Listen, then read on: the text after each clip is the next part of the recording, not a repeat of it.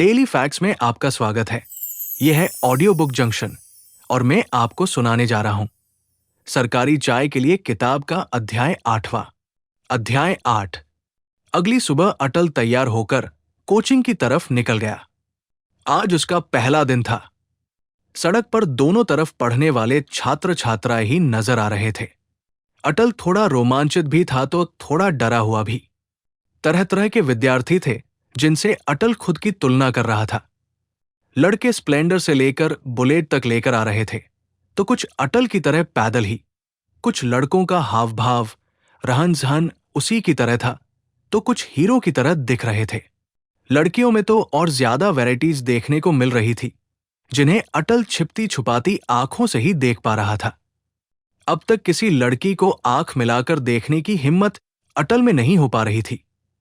अटल का मन इस वजह से भी रोमांचित था कि शायद उस लड़की को देख पाएगा जिसने उसके कंधे पर हाथ रखा था। सीढ़ियों से ऊपर चढ़कर अपने क्लासरूम के बाहर अपने आराध्य बालाजी महाराज की जय बोलकर अंदर घुस जाता है। क्लास शुरू हो चुकी थी। टीचर ने क्लास में पढ़ाना भी शुरू कर दिया था। अटल बिना कुछ बोले सब लड़कों के पीछे जाकर बैठ गया। हल्दी घाटी का युद्ध 8 जून 1576 को हुआ था। इतिहास के टीचर महाराणा प्रताप से जुड़े तथ्यों को पढ़ा रहे थे और सब शांत थे, बिना किसी व्यवधान के सब मन लगाकर पढ़ रहे थे। ऐसा इस वजह से क्योंकि ये डेमो क्लासेस थी तो निश्चित तौर पर सभी यहां बैठे छात्रों का आज या तो पहला दिन है या दूसरा। ऐसे में अभी तक किसी का कोई प्रश्न चिन्ह नहीं था। क्लास बिल्कुल शांत थी क्योंकि फिलहाल कोई किसी को नहीं जानता था। सर, हल्दी घाटी का युद्ध 8 जून को नहीं 21 जून को हुआ था, अटल ने पूरे आत्मविश्वास से कहा। अब क्लास के सारे अभ्यर्थियों की नजर अटल पर थी। कुछ हंस पड़े अटल पर, कुछ डर हुए थे कि क्या पूछ लिया। कुछ को कोई खबर नहीं थी कि हुआ क्या है। परीक्षा में अगर आपसे पूछे कि डॉग गोपीनाथ शर्मा के अनुसार हल्दी घाटी का युद्ध कब हुआ तो आपको 21 जून 1576 जवाब देना है और किसी एक व्यक्ति या शिलालेख को मेंशन न करे तो सीधे 18 जून 1576 जवाब देना है। लेकिन बच्चों कभी भी एग्जामिनर आपसे इस सवाल पर दोनों को एक साथ ऑप्शन में नहीं देगा। ठीक है, समझ आया। टीचर ने हल्दी घाटी के युद्ध की दिनांक को विस्तार से समझाया। हाँ जी सर, अटल ने जवाब दिया और इसी के साथ अटल का कक्षा में आत्मविश्वास बढ़ गया। इतिहास की कक्षा खत्म होने के बाद भूगोल पढ़ाने वाले टीचर आए। अरे नमस्कार बच्चों, मैं निरंजन हूं और आपको भूगोल पढ़ाऊंगा नहीं, इतना सिखा दूंगा कि कक्षाएं खत्म होते होते आपको लगेगा कि अब आप भी पढ़ा सकते हैं। सर ने मुस्कुराते हुए कहा, बेटा बताओ कौन कौन अध्यापक बनना चाहता है? व्हाइट बोर्ड के सामने दाएं से बाएं और बाएं से दाएं होते हुए निरंजन सर ने प्रश्न किया और इस तरह मुस्कुराए जैसे सारी समस्याओं का इलाज उनके पास हो। कक्षा में बैठे सभी स्टूडेंट्स के हाथ खड़े थे। शाबाश बच्चों, आप सब लोगों ने हाथ खड़े किए हैं। आप सभी सरकारी अध्यापक बनना चाहते हैं और मैं आपसे आज वादा करता हूं आप सारे के सारे सारे के सारे ही सरकारी अध्यापक बनेंगे, बशर्ते मेरे साथ चलते रहो। कोचिंग में पढ़ाए समस्त विषयों पर जैसे बताएं उसके अनुसार स्टडी करते रहो। आज आप कमजोर हो सकते हो पढ़ाई में, पर यह प्रतियोगी परीक्षा है मित्रों। यहां कम या ज्यादा आने, इंटेलिजेंट या एवरेज होने से फर्क नहीं पड़ता है। यहां फर्क पड़ता है जुनून से। आप कितने जुनूनी हो, आप अपनी मंजिल के लिए क्या कर सकते हो और कितना कर सकते हो। मैं तो बस एक ही बात कहता हूं कि जब मन बना लिया ऊंची उड़ान का तो देखना फिजूल है कद आसमान का। बस एक बार मन, कर्म, वचन से जुट जाओ, अपने लक्ष्य को निश्चित बना लो और तैयार हो जाओ हर एक कीमत चुकाने के लिए। तैयार हो जाओ त्याग, तपस्या और बलिदान के लिए। अपने लक्ष्य के प्रति लगा दो अपनी सारी ऊर्जा, खर्च कर दो इस समय का सारा जीवन। आपके पास यही समय है जीवन को बनाने का। आज अगर भोग लोगे तो 50 साल दुख में करेंगे और आज अगर दुख सुख सहन करके लगे रहोगे तो 50 साल भोगोगे। अंतिम एक लाइन के बाद मैं विधिवत रूप से अपनी कक्षा की शुरुआत करूंगा। जब आंखों में अरमान लिया, मंजिल को अपना मान लिया, फिर मुश्किल क्या, आसान क्या, ठान लिया तो ठान लिया। एक प्रोफेशनल अध्यापक की तरह निरंजन सर ने अपने शब्दों का तीर छात्रों पर मारा और बिल्कुल चिड़िया की आंखों में जा लगा। सभी छात्रों के रूह में कंपन होने लगा था। वो परीक्षा तक भी इंतजार करने के मूड में नहीं लग रहे थे। ऐसा लग रहा था आज ही सरकारी पद पर पहुंच गए हो। निरंजन सर के वक्तव्यों ने सभी छात्रों में एक सकारात्मक जुनून भर दिया और लोहे को तपाकर तैयार कर दिया था हथौड़े के लिए। अटल की कोचिंग संस्था पर अपार आस्था, विश्वास और श्रद्धा बन गई थी। बाकी सभी का भी यही हाल था। एक दिन के डेपो क्लास में ही अटल ने पूरा मन बना लिया था कि अगर पढ़ना है तो इसी कोचिंग में पढ़ना है।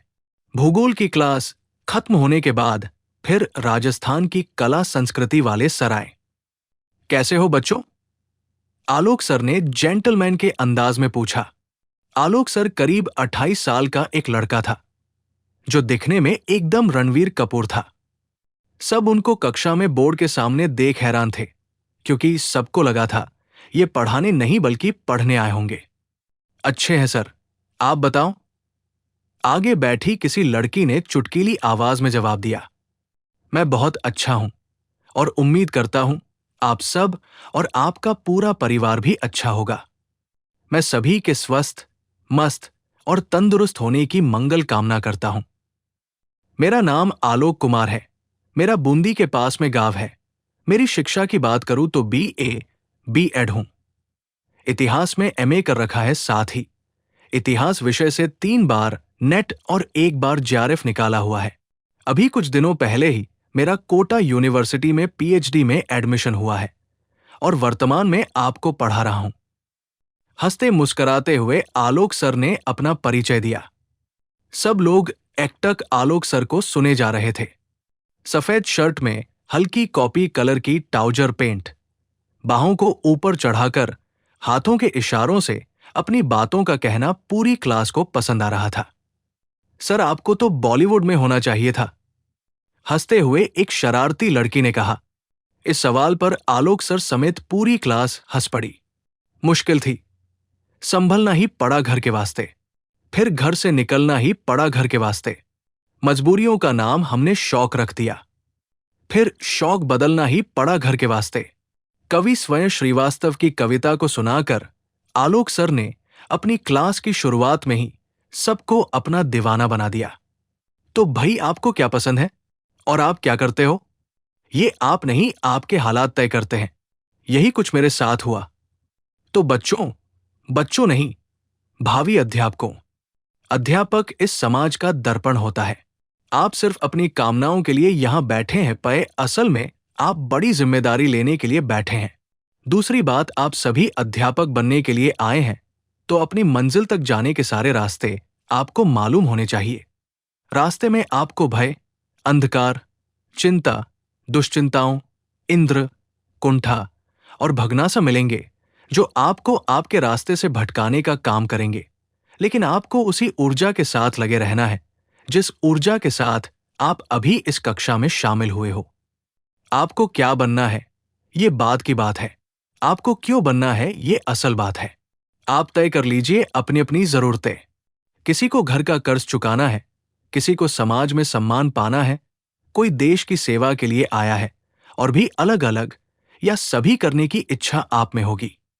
देखो, जो रास्ता आपने चुना है वो आसान तो नहीं है, लेकिन मैं आपको इतना विश्वास दिलाता हूं, अगर मन, कर्म, वचन, जोश, जुनून, श्रद्धा और आस्था से आपने हमारे साथ साथ चलने का ठान लिया है तो निश्चित रूप से आप निश्चित हो सकते हैं सफलता पाने के लिए। जिसके अंदर जरूरत का भाव है वो तो करेगा ही, उसको तो दुनिया की कोई भी ताकत नहीं रोक पाएगी। अगर किसी ने सोच लिया है कि मेरे माता पिता काम करते करते बूढ़े हो गए हैं और अब समय आ गया है उनको आराम करवाने का, तो वो तो करेगा।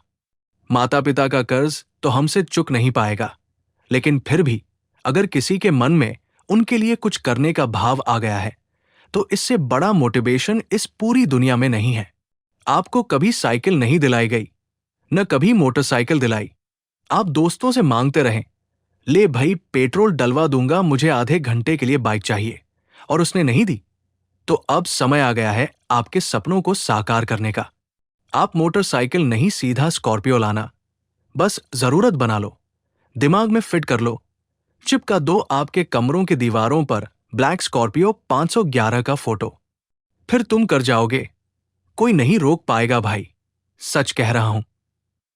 बस सोच लो कि आपकी पीढ़ी के किसी व्यक्ति ने हवाई जहाज पर सफर नहीं किया है और मुझे सबको बिठाना है। आपके माता पिता आपके बगल में हवा में उड़ रहे होंगे तो देखना उनकी तरफ। वो कितना गर्व महसूस कर रहे होंगे उस क्षण। बस इसी वजह से पढ़ना है, करना है और लगना है। आलोक सर की बातें पूरी क्लास को मंत्रमुग्ध कर रही थी। कोई हिलडुल नहीं रहा था, सबके रोंगटे खड़े हो गए थे। कुछ को तो नौकरी का मकसद अब मिला था। सब एक सिरे से उस कतार में शामिल हो गए जहां से नौकरी की असली जंग शुरू होती है। इस तरह एक एक घंटे करके आज की 5 कक्षाएं खत्म हो गई थी। डेमो कक्षा में पढ़ रहे प्रत्येक छात्र ये समझ चुका था कि अभ्युदय क्लासेस से बेहतर कुछ नहीं है। अटल भी बाकी सब लोगों के साथ क्लास से घर जाने के लिए बाहर निकल आया। उसी समय संस्थान की अन्य कक्षाओं की भी छुट्टी हुई होगी, जिससे सीढ़ियों से नीचे की ओर जाते समय पूरी सीढ़ियों पर लड़के और लड़कियां थी। अटल ने देखा कि वो लड़की जिसने उसके कंधे पर हाथ रखकर साइड हटाया था, वो सामने थी। अटल उसे पीछे से देखकर ही पहचान पा रहा था। वो उसके आगे ही सीढ़ियों से नीचे जा रही थी। शायद उसकी क्लास की भी अभी अभी छुट्टी हुई है। अटल उसे एक बार देखना चाहता था कि वो कौन है, कैसी दिखती है। उसने आगे जाने की कोशिश की, लेकिन नाकाम रहा, क्योंकि चारों तरफ लड़के और लड़कियां जल्दबाजी में थे। उस लड़की और अटल का फासला लगातार बढ़ता रहा। जैसे ही नीचे उतरा, वो लड़की अपनी स्कूटी लेकर रोड पर जाती हुई दिखाई दी।